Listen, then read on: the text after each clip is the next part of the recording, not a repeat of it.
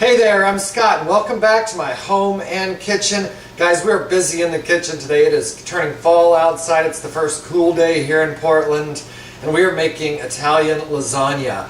And a component of that you're going to have to know is a bechamel sauce. And with my classical French culinary training, it's a sauce you get very used to making. It's a component in many French and Italian dishes. And today I'm going to show you how to do that. It's really simple. In a large saucepan here, we're going to add our butter. This is 5 tablespoons of butter. It's going to go right in. We're going to start melting that right in the pot. The other ingredients you'll need for this are 4 tablespoons of flour and 3 cups of a whole milk. You'll also need a little bit of nutmeg just at the end to flavor that up so it has that traditional bechamel flavoring. The whole recipe for this bechamel is going to be on my blog. It's www.scotthargrove.blogspot.com. You can just go in there, copy and paste the recipe off, and you can have it to make for yourself. Aside from this dish, all of these components I'm working on are going into a delicious lasagna bolognese, which I'm going to do in just a minute, and it'll be up for you guys to use. And it's a fantastic recipe, and I hope that you will. Okay, the butter is just melted. So we're going to go ahead and add our flour. Flour goes in there and just whisk it to combine. Using a whisk to start with is the best way to make sure that you're not going to get any lumps in this sauce. The important thing to do here is cook the flour for about a minute. We don't want to brown it like we would in a Cajun dish, but we do want to cook that raw flour flavor out of it. Now we're going to start incorporating our milk. And I brought this up to almost to a boil in the microwave. You could also do it in another saucepan on the stove. So just start gradually adding your milk and whisking with each addition. And you'll see it immediately starts to thicken up, which is just what you want.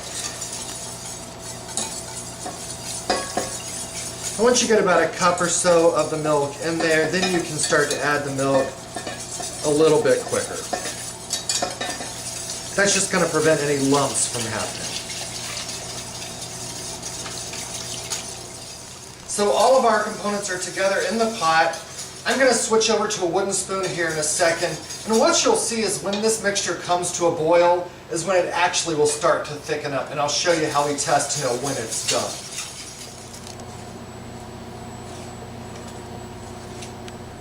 The mixture has just come to a boil, which is exactly what we need it to do.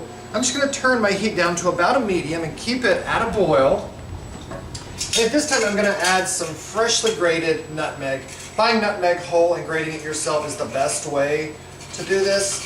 And I probably want 1/8 of a teaspoon, or a really hefty pinch of the nutmeg. It is a strong flavor, so not too much.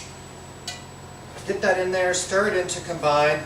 Now we're just going to stay with this. We're going to continue to stir, lower the heat if you feel the milk scorching to the bottom. And we want to cook this until we drag a spoon through it and we can see the line holding.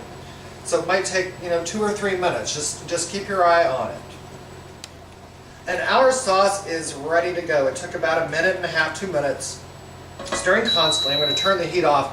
The way you test this on the back of a wooden spoon is you'll draw your finger, and when that line holds, you know you're set to go.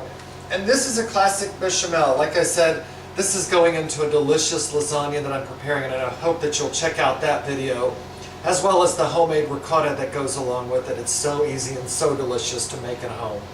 Like I said earlier, check out my blog for the full recipes of everything I'm working out today. It's scotthargrove.blogspot.com.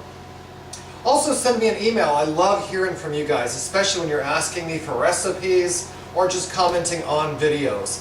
The email address is chefscotthargrove@gmail.com. Guys, have a great day. See you soon. Bye.